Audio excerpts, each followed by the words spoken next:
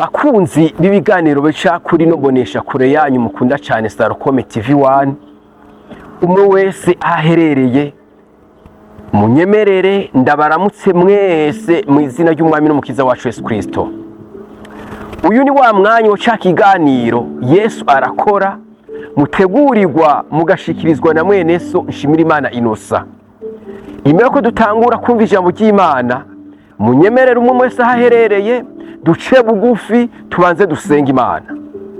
Mana yacu mu izina rya Yesu, turaciye bugufi cyane imbere yawe, tugushimira kubw'uyu mwanya mwiza uduhaye wo kumva ijambo ryawe, wo kumva icyo tumenyesha, wo kumva amabanga yawe. Ndasenze mu izina rya Yesu ngo umwe wese akurikirana iri jambo, akurikirana ubutumwa bwiza, akurikirana ino mbonesha kure Starcom TV1, umuhezagire, umugisha, mpemu wawe yera yuzure muri umwe wese, atahure asobanukirwe icyo umushakako. Reka ijambo ryawe rize ari umuti, reka ijambo ryawe rize rivura umwe wese ivyarimwo, ibimugoye, ibimuzigirije. Iri jambo ryawe rizana impinduka ku bugingo bwiwe, baba batama, baba batamakazi, waba ugwaruka, bakiri bato, abana, umwe wese mpemu wawe yera umwigishe kandi umusobanurire uzobukoze. Turabigusavye twizeye mu izina ry'umwami n'umukiza wacu Yesu Kristo yapfuye akazuka. Amen. Munyemerere dusangire iri jambo riri mu guharura igihimba ca 23 umurongo wa 19. Guharura igihimba ca 23 umurongo wa 19. Ndasoma mu izina rya Yesu. Erega Imana si umuntu ngo ibeshe, kandi si umwana w'umuntu ngo yisubireko. Ivyo yavuze mbega ntizobikora? Amen. Bakundwa muriko murankurikirana, wabumwe mwaba muri benshi, uyu munsi nje kuvugana nawe ufise isezerano, nje kuvugana n'abanyamasezerano, abantu bafise ibyo bavuganye n'Imana, abantu bafise ivyo Imana yababwiye mu buryo butandukanye, ariko bakiye ijambo, bafise message. Iyo message ari isezerano y'ivyo Imana yababwiye, izobakorera, izobashikanamwo, ikizobagira. Amasezerano abantu bayafise, abo bayarimwo, mugabo bamajije kuyabamwo, uko kuyabamwo bakaba bayafise mu buryo bw'impemu, babizi, ndetse rimwe baranavyanditse. Mugabo baraba iburyo, bakaraba ibubafu, bakaraba inyuma, bakaraba imbere, hose ntibabone aho bishobora guca, ndetse imibereho y'ubu buzima babayemwo ahubwo igakomeza kubacinyiza, igakomeza kuza kubakuramwo ico bafise. Humura mwene data, nje kukubwira yuko Imana idahinduka. Niryo jambo ndakuzaniye, ijambo rivuga ngo ntihinduka. Imwe yavugana nawe ntihinduka, imwe yagusezeranira ntihinduka. Ibyo yakubwiye ku giti cyawe, ibyo yakubwiye ku muryango wawe, ibyo yakubwiye ku gihugu cyawe, ibyo yakubwiye ku rubyaro rwawe, ku bawe, aho mwubakanye, aho isezerano ryose Imana yakubwiye aho rihagaze, ibyo yavuganye nawe ntihinduka.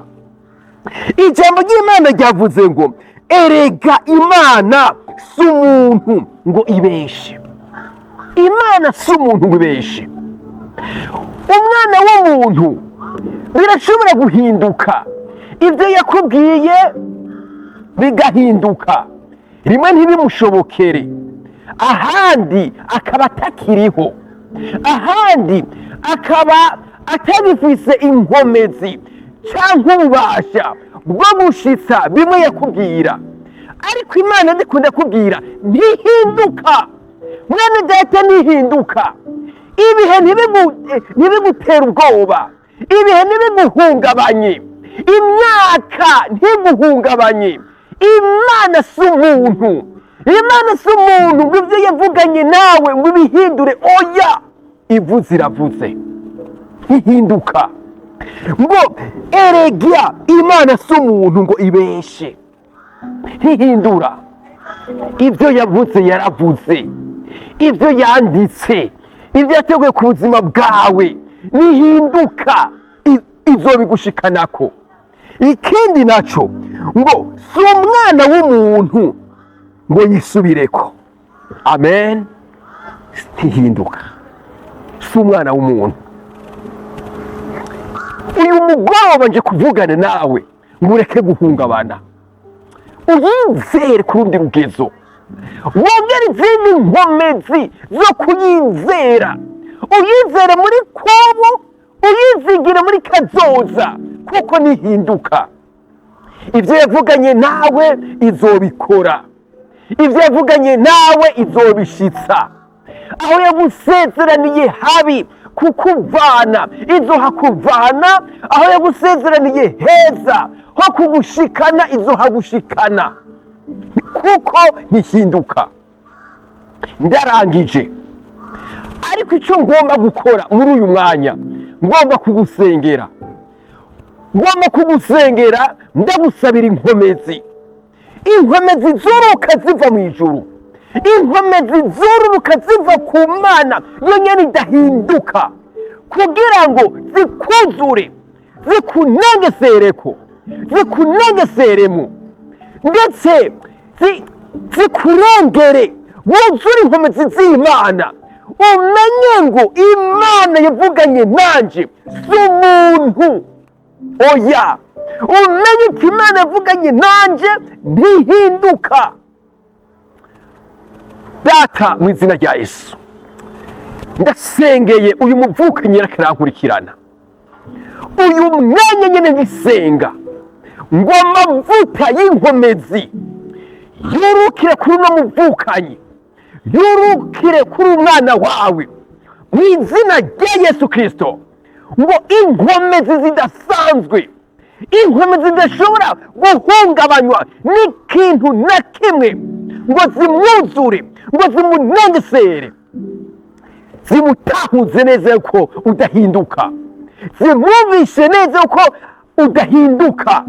Mu izina rya Yesu Kristo ngiriyeho mfata mpiri inkomezi zose z'umwasi ziza guhungabanya ubuzima bw'abana bawe.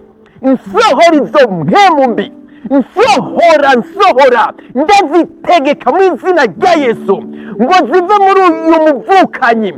Amenye neza yuko wewe wasezeranye uzoshitsa, kuko ni wowe ubikora, ni wowe ubikomeza.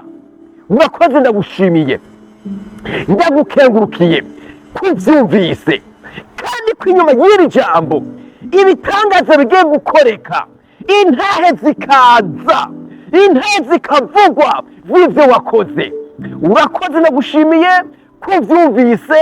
Ni mu izina ry'Umwami n'Umukiza wacu Yesu Kristo ndabisenze nizeye, amen. Turarangije, tuzoba dusubira ku munsi wa gatatu nk'aya mango, tuzoba twongera.